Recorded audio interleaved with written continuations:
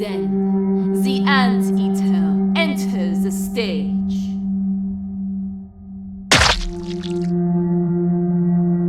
She moved like smoke, silent, choking, inevitable.